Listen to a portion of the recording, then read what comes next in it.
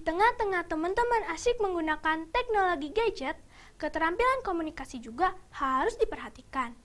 Nah, berikut Ibu Dr. Ike Junita, dosen Vkom Unisba, akan memberikan beberapa penjelasan mengenai perlunya keterampilan berkomunikasi anak.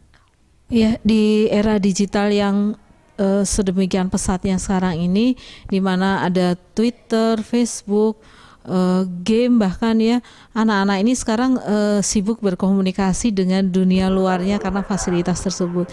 Tidak selamanya merugikan, tapi juga banyak sekali faktor-faktor yang justru akan membahayakan anak. Kenapa? Karena anak tidak tahu rules atau aturan-aturan ketika dia harus berkomunikasi di era digital seperti ini. Jadi sebuah tantangan yang besar sekali pada orang tua untuk membangun pribadi anak menjadi pribadi yang baik melalui komunikasi. Mungkin yang perlu dilakukan salah satunya adalah dengan memberikan batasan pada anak, kapan dia harus asik di dunia mayanya.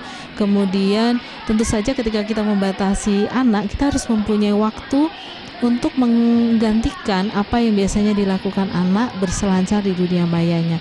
Pola komunikasi yang dibangun ini memang sangat mempengaruhi perkembangan anak. Anak itu membangun kepercayaan dirinya diantaranya adalah melalui komunikasi. Kalau toh banyak pengetahuan yang dia miliki tanpa kemampuan komunikasi yang bagus, dia akan sulit bagaimana mengaplikasikan, bagaimana menyalurkan, atau bagaimana menciptakan kreativitasnya tanpa kemampuan komunikasi yang baik. Seorang anak ini akan enjoy, akan nyaman, akan tumbuh kembang walaupun tidak hanya secara fisik, tapi secara kemampuan intelektualnya, emosinya. Kita jangan lupa bahwa anak itu tidak hanya berkembang secara fisik, tapi emosinya juga akan berkembang. Ya, kita sering menganggap anak sebagai sebuah objek, padahal sebagai sebuah subjek yang sangat menarik, karena masing-masing anak itu unik, tidak akan sama satu anak dengan anak yang lainnya. Nah, sering kali kita lakukan, terutama mungkin sebagai orang tua, kita itu menganggap anak itu sebagai makhluk kecil, tubuh kecil, yang apapun bisa kita sampaikan kepada anak-anak, bahkan bisa kita atur.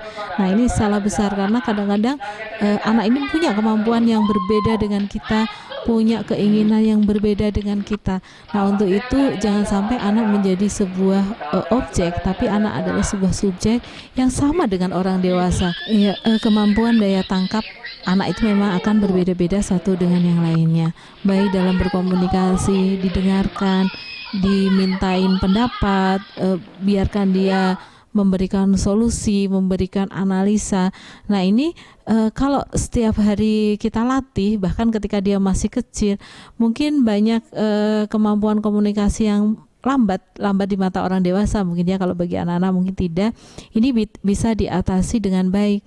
Kenapa? Karena anak sudah biasa gitu memberikan pendapat, memberikan solusi, memberikan analisa. Jadi sebenarnya tidak ada alasan mengatakan bahwa oh, dia memang tidak punya kemampuan komunikasi yang bagus. Nah, ini makanya sangat penting pada masa kanak-kanak ini kesadaran penuh orang tua.